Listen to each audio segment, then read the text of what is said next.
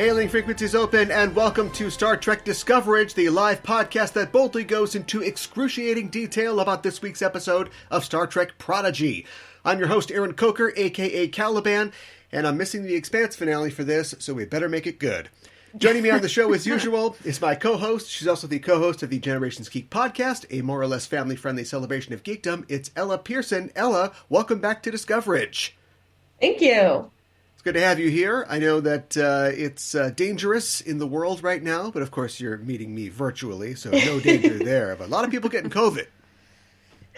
Yes, coming to you from one of the few apartments, it seems, where there is no COVID. Yes, it is a COVID-free zone. Yeah, you're not going to find me. I'm in a cave. I don't even know how this is getting out. I've got a good antenna, but I'm also joined on this show by my co-host on the Just Enough Trope podcast. She's also the host of the Sailor Noob podcast. She's a frequent Enterprising Individuals and Discoverage guest. It's Mika and Hana. Mika, welcome back to Discoverage. Hello. Thank you for having me. It's great to have you here in the cave. And great to be here. I'm glad that you're wearing your NBC suit. That's good.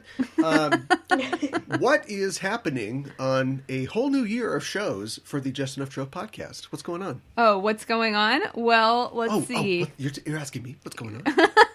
I'll let you know. Well, we last week we talked about 3 new shows or new seasons of a show. We talked about the first episode of the Book of Boba Fett. We talked about the first episode of Around the World in 80 Days and the first episode of the second season of Euphoria. Ah. Yes. Quick, thumbs up, thumbs down, right down the line. 1, 2, 3. Oh, okay. Boba Fett, thumbs down. Thumbs down. Around the World in 80 Days, thumbs down. Euphoria, thumbs up. Okay, all right. Harsh but fair, I'm assuming. I haven't heard the reviews, but... Why down for the 2 and up for the 1? I like Boba Fett as a character, but I didn't find the show to be very engaging. Yeah. And it didn't seem to really distinguish itself from other Star Wars shows. Oh, really?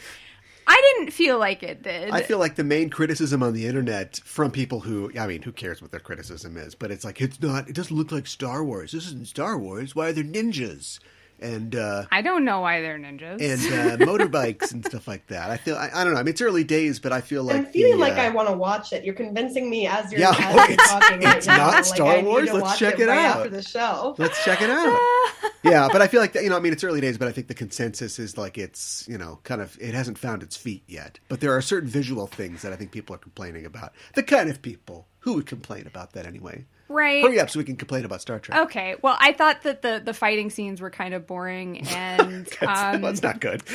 No, and I don't know. It just wasn't for me. I love The Mandalorian a lot, and it just wasn't up to that standard as far as I was concerned. Around the World in the 80 Days was fine, but it starts off and it's very different from Around the World in 80 Days than I remember as a kid.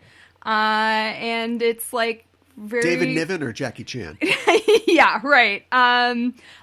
Neither. I don't know. Maybe the Niven one, but I don't think I've seen the Jackie Chan one. I saw something that was like on BBC Wonderworks, but this is also BBC. Okay, yeah. And it's David Tennant, who I love, but... Did they do the Chronicles of Narnia? What ones? Oh, the Wonderworks? Yeah, oh, yeah. yeah. I love the Chronicles of Narnia. That's good stuff. Yeah. No, but it's like very political and dark, like right off the bat. Yeah. So okay. I don't know. Maybe if that's your cup of tea. I thought we were going to have some adventure. It's adventuresome. Go to all the hot spots in the world. Yeah. The political hot spots. And Euphoria is just great. It's drama and teens, and there's a lot of horrible things going on, but it's like unconventional. You think when Riverdale has a Sasquatch or something on it, that's them just going, I wish that we could show boobs. Do you know what I mean? Maybe. Like, because it's like Euphoria is on HBO, so they can do whatever they want. Yeah. And the show is so intense and adult that I don't know Yes. if you saw recently Zendaya, like, basically tweeted, like, just take it easy. You know, like, it's a tough show. I understand. It's a very tough show. If you don't want to watch it because a lot of intense things are happening, go at your own pace and at your own risk.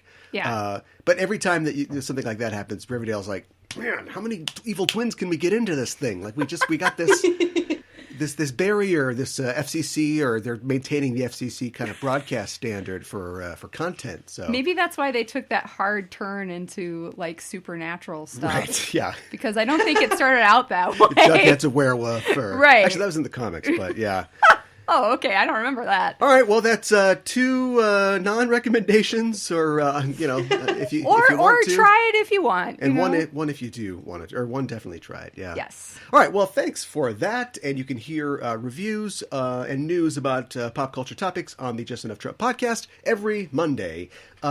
Let's get into news. This is part of the show where we talk about the news in the world of Star Trek, and you know what? Screw that.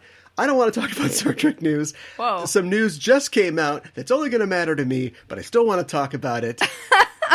A Quantum Leap reboot is getting a pilot order at NBC. They're finally going to do it. Those crazy sons of guns are going to reboot Quantum Leap. That's amazing, and how dare you say it would only matter to you? Okay, all right, fine.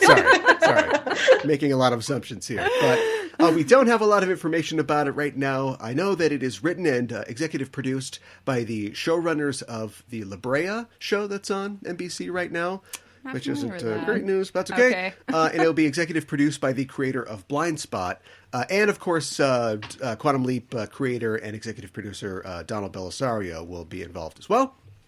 And it's basically the loose pitch they've got is that it'll take place in the quantum realm.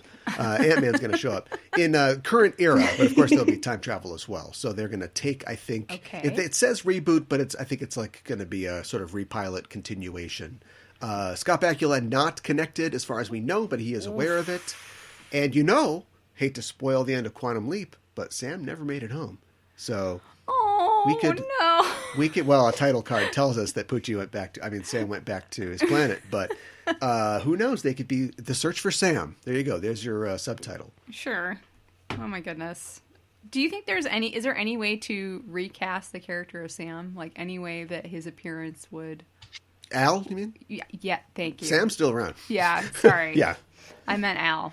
Yes. Well, I mean, even in the future fan. world of Quantum Leap, I can believe that Al's made all those cigars, and Al's probably gone on to his The Great Leap in the Sky, right? Yeah. My favorite Pink Floyd gig, but I have to say that I'm excited about this because of my age, but every millennial and Zoomer that I've exposed, let me finish the sentence, Quantum Leap to, love it. Because it's perfect TV, and it's light sci-fi, it's episodic, it's a procedural. Yeah. It hits all the buttons, and was definitely huge back in the day. Oh yeah. And dipped sharply in quality for a couple different reasons, and sort of didn't have the legs of a Next Generation, for instance, or any of the 90s and 2000s Star Trek shows. But yeah, this could be huge. It could be huge, and it was what a coup for Universal. I mean, let's count these chickens. We got a lot of eggs here. Let's just start racking up chickens. I mean, similarly to Trek, it was watched, at least at the beginning, by a lot of... Oh, everybody watched it. Yeah. So we'll see if we can get that kind of audience back. When did it air? It aired from 1989 to 1993, so only 4 seasons and just under 100 episodes. But I'm sure it was in syndication and still playing somewhere, probably. Yeah. On Tubi or something like that. But this will be on NBC. I definitely watched Quantum Leap and Star Trek Next Generation with my family. Oh, yeah. Back to back. Yeah. So excited about that. Tangentially, Star Trek, because, of course, stars Captain Archer. But yes. We'll see. Don't know if he's... I'm sure he'd like to be involved. Don't know if he's looking for a job. I'm sure he's got all that NCIS money. He's doing fine, but love to have him back on that show. All right, I got to shut up about that because we have to talk about the 7th episode of the first season of Star Trek Prodigy, which we've watched tonight. It's an episode called First Contact, and we're here to talk all about it. But first, always, a warning. We're setting a course for the spoiler zone listeners, so be warned. We're glad you've decided to join us, but if you haven't seen the episode, spoilers are incoming. The official synopsis for First Contact is: when a mentor from Dal's past persuades him to use their Federation cover for personal gain, they quickly discover Starfleet has protocols for a reason. Well, that's a good synopsis. It is a good synopsis. The episode was written by Deandra Pendleton Thompson and was directed by Stephen Chan-Ong and Sung Shin. The episode date is, there's no star date, but it ostensibly also takes place in 2383. Here's some facts about the episode from the memory banks. The title was initially announced as First Con-Tact, and it actually appeared initially on Paramount Plus as that, but the show's title card reads just First Contact, no hyphen, so that's what the history books will record. This is the third time that First Contact has been used as a title in the franchise, the first two times being the fourth season TNG episode First Contact and the TNG feature film First Contact. Damon Nandi in this episode is the third Ferengi female to appear in Star Trek after Pel and Ishka. And I felt like it was implied last week that the Protostar had made it to the Gamma Quadrant, but I guess they're still in the Delta Quadrant technically, which makes Nandi the first Ferengi we've seen in the Delta Quadrant since Eridor and Cole in the third season Voyager episode False Prophets. And speaking of the Ferengi, this is the first time a Decorac-class Marauder has been seen on screen since the seventh season Voyager episode Inside Man. That was one of Barclay where they're trying to, Ferengi are going to steal the nanobots or something like that. Okay. This kind of show gets lost. There's a lot of stuff going on in the seventh season of Voyager. But we're talking about Prodigy today. What'd you guys think about First Contact? Mika, what'd you think? I liked it. I thought what I liked about it was the way that they showed them kind of discovering how to transport. Yes. And then how that comes back later and a really great callback at the end of the episode. It starts off being really fun and everything, and but we're gonna use the transporter as a story lubricant, like all the Star Trek shows do. But first, we're gonna beam Pi around, and then so later on when we go, but I put the thing on the transporter. It's like, no, they set that up, I guess. Fair. Right, exactly. Now they got to beam all the dirty dishes into space. I would also much rather send a piece of pie through the transporter first before myself, I was trying to figure out if it was supposed to be a recognizable pie, but I think it's some kind of alien pie. You eat it hot. It's got chunks of something in it, but then it had something on top of it as well, and then my brain was just like, forget it. Forget it, Jake. It's floor pie. Oh, it looked like some sort of crisscross pie top, French Ferengi pie. Yeah, right. Yeah. A little strawberry rhubarb moment. Yeah, it could have been that. Perhaps. That feels like it. Yeah. Ella, what'd you think about the episode? I really liked it. I thought it was really sweet. I was hoping that we'd get a little bit more sort of answers to the big questions this episode, but I kind of liked that we didn't. We just got that last sort of glimpse at the very end. I thought that was very cool, and I thought we saw some good character development for Dahl. I felt like he was he's not the same kid that from 6 episodes ago. Yeah, he's changed a bit. Yeah, which I like. Yeah, I thought it was really good. Also, the aliens I found beautiful and terrifying. Yes, just horrifying. Yeah, the crystal shrimps. Yeah, it reminded me of the aliens at the end of the 4th Indiana Jones movie. Yeah, or kind of if they were underwater, like abyss type aliens or something like that. But yeah. Very very interesting. I liked the episode as well. I also was a little. I mean, I guess you could kind of see it not coming. Them kind of hooking you with the revelation at the end of 6 and then going, all right, they're good. We'll go a couple more episodes until we give them a little more. We know that we've got Chakotay has a crew cast. There are famous voice actors waiting in the wings. And so I don't know if it's the kind of thing that, if we didn't have the internet and know things are coming, if you'd anticipate it so much. But it's I kind of want to see this. I love the crew that we've got, but it's when are we going to get to the fireworks factory? The SS fireworks factory.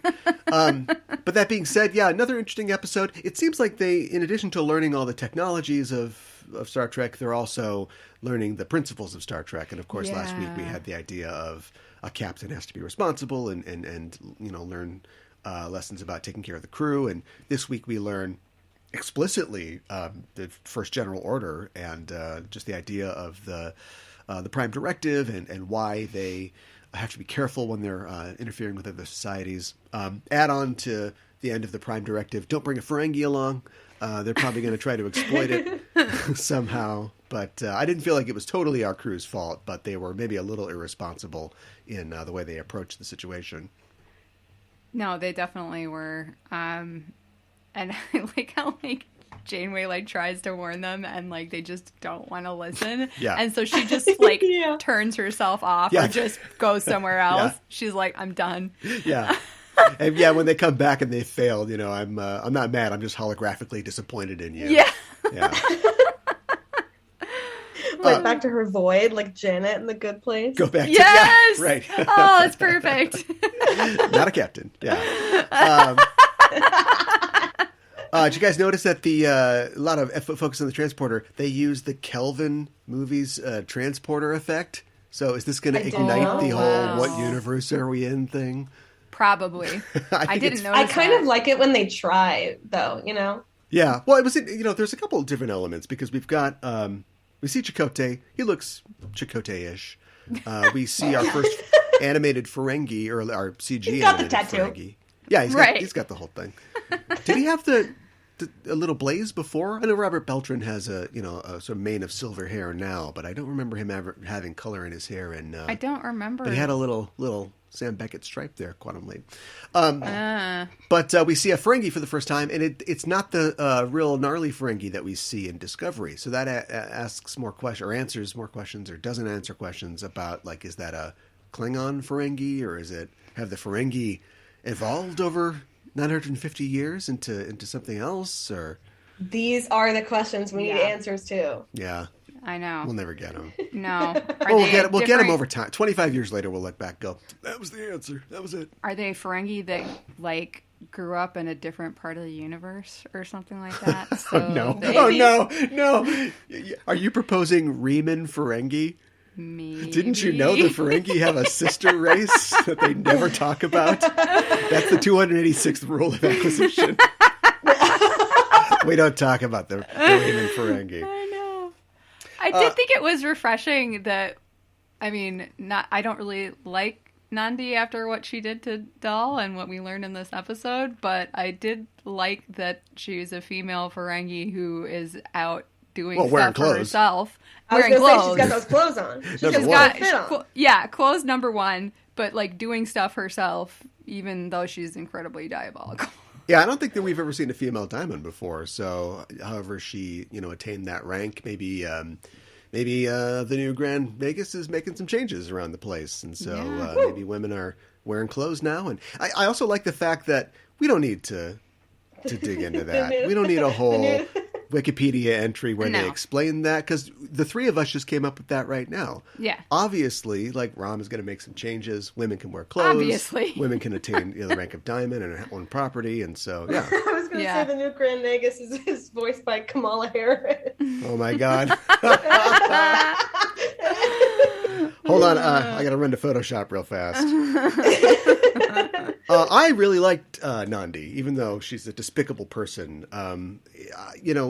Having a Mud type character, or an outrageous Okana type character is good. And I like the fact that she's not at this point redeemable. There are some dark characters in this show. Darker than some live action characters. I know a lot of times. Yeah, she straight up sold him into slavery. Yeah, she sold him into slavery. Yeah. A child. I knew she wasn't to be trusted, from the beginning, but I didn't guess that. It seemed like she knew something about how he ended up in the mines, but I never guessed that, she sold him. Well, often we're mending fences on Trek, and we're running into people who are only enemies because we don't understand them, but there are some real, and maybe that'll be the end of the Prodigy's run, is that our diviner is going to go to a picnic with us, and that's fine. But he's pretty bad. Dreadnought's bad. Nandi's bad, some real bad characters here. And I liked that she was, of course, exploiting them and trying to screw them, but they learned a lesson. As she was getting on that ship at the end, I'm like, get away, don't get swallowed by the sand or captured, thrown in the brig. She's got to get away so she can come back, and she got away. Yeah, that's true. We do want her to come back because she's interesting to have around. I did have this thought. Yeah. What if she goes to get the money by saying where the protostar is or giving information or what have you, and the diviner doesn't give her anything? He gives her death. So then she's like, screw you, and then she is ganging up on him with the protostar crew. Well, yeah. But That's season 3, right? Oh, okay. Save it. Keep her a bad guy. I like her okay. as a villain right now. Okay. All right. I'm with you on that one. Yeah, no, keep her villains around. We want to be friends with everybody eventually, but like the Romulans, they got to come around, and then we can make them bad guys again in Picard. So really liked her as a character. Something else that I wanted to discuss with you guys, it was so Janeway's doing the Blade Runner enhance. She's looking at the thing, which is interesting because the visual language of a show, a character's looking at a thing, fine. But she's a computer, right? Like she has to look at it with holographic eyes. Can't she just? That's a good point. I mean, the Doctor did that all the time on Voyager. He'd show me that. It's like, well, can't you just go in the computer, or you are the computer, have it beaming into your head, whatever, it doesn't matter. But she's looking at the thing, and they see somebody through this door that's opening. Mm-hmm. Did you guys think that looked like Dreadnought? We've got one kind of robot-looking guy on this show, and it was kind of 100%, right? I didn't think about that. But she didn't seem to know who. She's like, who is that? And you think that she would know who was crawling all over her ship that one time. Right. But she has no memory. Our holographic Janeway has no memory of it. This is Janeway 2.0? Because they erased her. Well, wasn't that the thing? Is that they know that it's in there somewhere, but she can't recall it? It's classified or something? Yes. Oh, yeah. Okay. All right. Yeah. So what happened? What is the name of the robot? Dreadnought. Right? Is that actually his name? Yeah, isn't it? Why do you think it's just I feel something that I came up with? I was thinking. I feel like until now, what's the guy from Star Wars? Until this exact moment, every time I thought of him, I thought of General Grievous. General Grievous. Yeah, he looks a lot like him. Yeah. Yeah. No, Jimmy Simpson's character is Dreadnought. Yeah, I mean, it had to be him, right? Unless it was his father. Oh, dun, dun, dun. How long ago was this? Interesting. So we've got that we need to work out. If it was Dreadnought, though, then wouldn't he have some idea where the protostar was? Well, maybe they, so I don't know. It's all a weird circuitous route. Yeah, I guess we don't know the timeline. Yeah, we don't know the timeline. They need the ship for some reason, and they're mining all this chimerium, presumably to use, with the ship. But then the ship crashes, or they lose it. So maybe they caused it to crash, but then couldn't find it. You can't find it. Well, See, the thing is that you can't scan because, as we all know, chimerium is a mineral that is, blocks phaser scans and also is resistant to sensors, and so or phaser blasts. So, and it all. I'm trying to sound like I know what I'm talking about.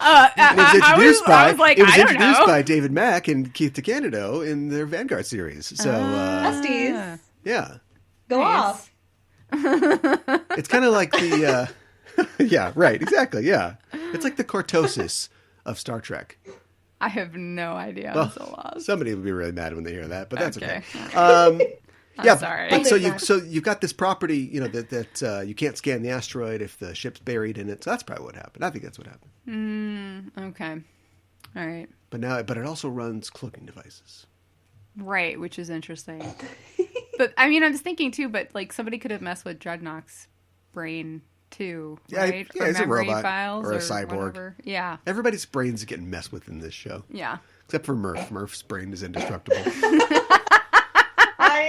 Nothing's happening to that thing. We had a little bonding. Go ahead, Ella. One time my friend was teasing me, and he was like, Ella, sometimes you just have an empty head and a full heart, and that's how I feel about Murph. This empty head, full heart. Can't lose. Yeah. Well, we had some bonding this week over sucky parents. Yeah. A little connection between Gwen and Doll about, it happens, huh? Your parent let you down? Yeah. Yeah, okay. Well, it gets better, I think. I don't know. I know. I'm still hurting. I know. Like how it's like all the kids were... It's like Nickelodeon. Like, it's just like, wow, this is rough. It's dark for a kid's show. They were like all child slaves, so now he's like, I guess my one parental figure sucked, and they're all like, tough break. Yeah. Okay, let's get some more pie. Although I suppose, like, if you are a kid and your parents aren't that great and you see that would be kind of like, oh, okay. I don't have to be a good parent when I have kids. Oh, well, I wasn't going to say Oh, that. actually, I didn't know where you're going with that. I meant, like, maybe I'll be okay someday, ? I don't know. I don't know. Hope? I don't know. Maybe I'm just grasping. Well, here. they all have hope. It's what's for dinner. They all have a photon mom, so they're all going to be okay. Right? Yeah, she's everybody's mom. I'm trying to... Is that good? Did I do it? Yep. You did it. You did it. Gold star. You guys... The 5 years of this show has just been teaching the robot that is me to love. That's what this whole thing is. Stop it. Usually I'm like, smushy crap. But now here we are, and I'm like, no, she's their mom. They're all kids. Except Jenkin Pong's just like this weird guy that's like hanging around with them. Yeah, except for he's supposed to be like 16, isn't he? Oh man, okay. It's like when city you're miles. like 12, that's a rough age. when you're like 12, a 16-year-old is like basically, as if they have already graduated college. Oh, still. yeah. Okay. And then he must be a young Tellarite because the older they get, their faces slide away from their eyes, right? Remember the TOS Tellarites? Had those weird faces. All right. Yes. Anything else that either of you wanted to say about the show? I have some more ideas, but I'm just throwing it to you. No? I liked the gift of the song from the aliens. Oh, yeah. That was really nice. I thought it was cool and it was sweet, and I knew that Nanda would hate it. Yeah, it was and great. she was horrible. Yeah. Just greedy little Ferengi. Just 6 pairs of socks right dropped away. down. Yeah. Yeah. Seriously. Thanks. Yeah. What, you call this a gift? Oh, no. Applebee's gift card. Okay, well. I did like Never how coming back to this everyone planet. else was like in tears over the beauty, and she was like, Yeah. "Are you kidding me?" I know. Yeah. And I liked you guys were kind of talking about this before of like the aliens, but I think it's cool that it's an animated show, so you can literally do whatever you want with the aliens. Yeah. They looked really cool. They looked amazing, and you could never pull that off in the same way anyways on a live action show unless you animated it. What about space tentacles from outside the galaxy? I suppose. No, don't do that. No. It's just not to the same effect. Let me put it that way. But you can also, it's not just what you can put on the screen, it's what you can conceptualize. So if you want to have a race of creatures that are completely different from us and communicate in a totally different way, on Star Trek Prodigy, it's crystal shrimp that use vibrations and communicate through light and sound and patterns in the sand. Well, for all we know, to them that song has monetary value, right? They could have been like, that's true. Yeah, this song, you run this through Google Translate, it's like the cure to cancer or something. But if you don't want it, that's fine. So you can have all that on this show. Then over on TNG, you have Paul Winfield going, Shaka, I don't get what he's saying. I don't understand. Which is also great, but it's different. And an electric triceratops trying to kill them. So that's a real benefit to this this element. But I don't know. I thought this was good. I thought it was good. All that, and I land on a B. But wow. But I did want a little. I was going to say high praise. Well, I don't. They can't change anything now. When they. It's so weird that they were like, it's 10 episodes, it's 20 episodes. And so are they just writing and animating those and voicing those episodes right now? Like, I don't know the is answer that like to their that. season 2? They were like, we're going to save this for season 2. Oh, you want this right now? Because I'm wondering, like, I don't think that it's slow at all. They're only half-an-hour episodes, but I do want it. I want more. And I know it's coming.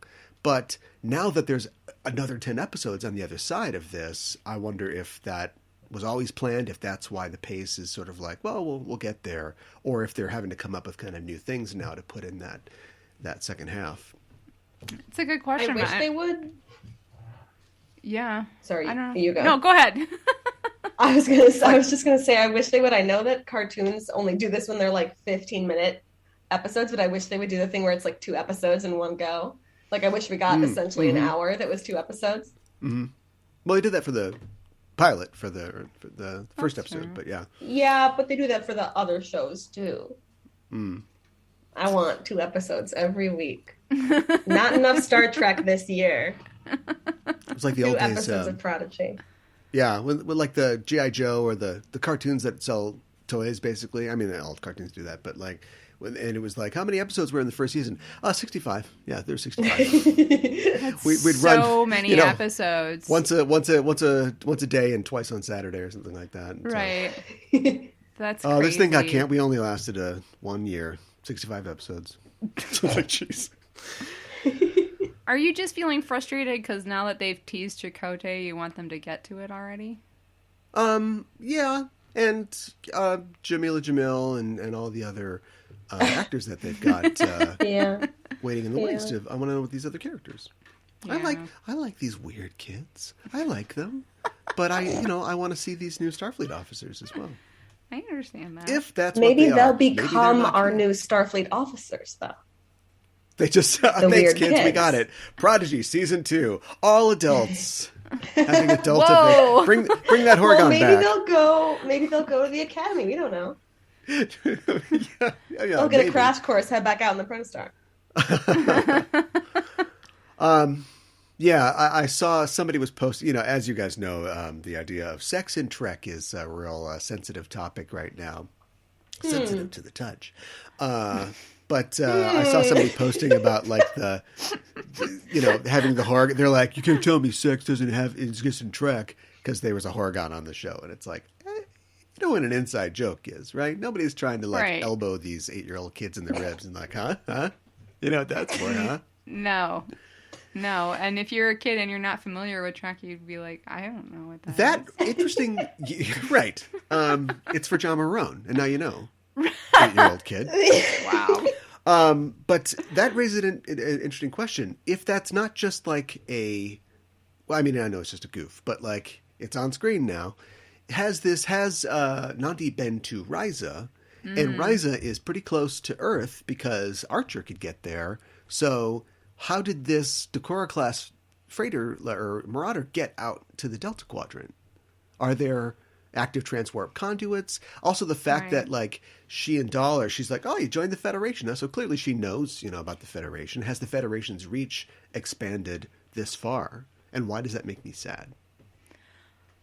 That's a good I don't question. like the idea of the Federation taking over the entire galaxy. But I do think that it's like maybe it's because these kids were in this mining colony. I don't know. But like none of them had any idea, had ever heard of the Federation. Right. So I have hope that it hasn't spread this far, but I don't know. Also, not in my backyard. Federation. A Fimby. Federation, no, in my backyard. Go ahead, Ella. What was it? What was her name? Nandi? She didn't seem like the youngest Ferengi. She's just been traveling for a long time. She could have seen some stuff by now. When I was 20, she didn't seem. Oh, yeah, Risa. Exactly. So great. I didn't see how much dust was on that Horgon. That's enough of that. If you guys are good, I'm going to close it down for today. What a way to end the show. I know. Okay, I guess we're good. Wow. I think that's it. Yeah, that's it for our show this week. And thanks for joining us, listeners. And if you like what you hear, you can follow us on Facebook and Twitter at EISTPod for updates and to get notified when new episodes of both Enterprising Individuals and Discoverage are released. And you can tweet to us on the show by using the hashtag Discoverage, or email us at eistpod@gmail.com. And while you're on the internet, why not head to your listening platform of choice and subscribe to our show feed. Give us a rating and a review because it really helps us out. And if you want to help the show grow, you can stop by our Patreon page at patreon.com/EISTpod. And as always, if you like the show, tell a friend. Discoverage will return on January 20th for the 8th episode of Star Trek Prodigy's first season. Once again, we do not know what the title of the episode is, or if they will change it a day before broadcast, but we'll be back next Thursday to cover it. We'll be going live once again at 8 p.m. Central, so join us then, and you can follow us on Twitter or Facebook at EISTPOD to get notified when we're live and broadcasting.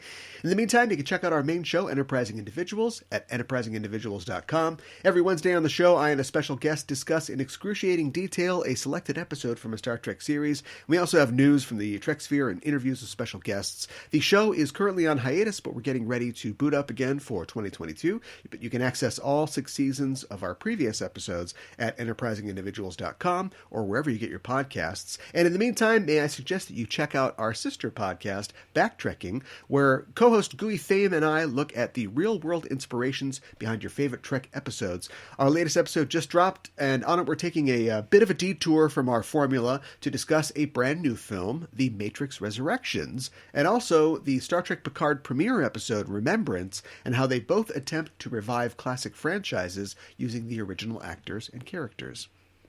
And Picard, I don't know, doesn't do any kicking, but I guess Dodge does kicking in that one. So it's kind of like The Matrix. You can find Backtrekking anywhere you get your podcasts. You can find all the shows on the Just Enough Trope network at justenoughtrope.com. Ella, thanks as always for joining me to talk about tonight's episode of Prodigy. And remind people where they can find you online. You have to remember to tell me. My home podcast is called Generations Geek. I do it with my dad, and we're going to be on the podcast Russ's Rock and Roller Coaster next week. Nice. So everyone can check that out. And I'm recording something tomorrow that I don't think I am allowed to say. But maybe next week I can say, and then it'll be very exciting to say. Yeah, all right, I started saying it, and I was like, I don't know if I'm allowed to say it, but it'll be fun when I get to next week, maybe. Yeah, let us know about that next week. And Mika, always great having you on the show. Where can people find you online? Thank you. It's great to be here. You can find me at mikanhana or justenoughtrope.com. What's coming up on the Just Enough Trope podcast? Yeah, this week. Very exciting, slightly bittersweet. We are going to be talking about the Expanse finale, the final finale. Well, hopefully not the final finale. Yeah, but hopefully not, but it's the finale of the 6th season. We don't know if there's going to be more. And then we're also going to be talking about the new film, The Tragedy of Macbeth, which is directed by one of the Coen brothers, the one married to Frances McDermott, because she's in it. Frances McDermott or Dylan McDonald. Did I say her name wrong? I'm so bad with names. Frances McDermott. Yes, Frances Mulrooney and Joel Coen. And Denzel Washington is the title character, of course. So filmed Macbeths. What's your record? Oh, you would put me on the spot about this little inside joke. I don't know about total, but I didn't Olivier, good? Up, down? I don't think I've seen Olivier's Macbeth. Fassbender, I didn't like Macbeth, and you will never let me forget it. No, and we'll talk all about Fassbender, it on the Just Enough Show podcast. Just didn't like that version. I like Macbeth, so whatever. Anyways, looking forward to it. Yeah, we're talking about that next week on Just Enough Trope. You can find all the shows on the Just Enough Trope network, of course, at justenoughtrope.com. That's it for us. Thanks for listening, and we are signing off until next week. This is Aaron for Mika and Ella saying, live long and prosper.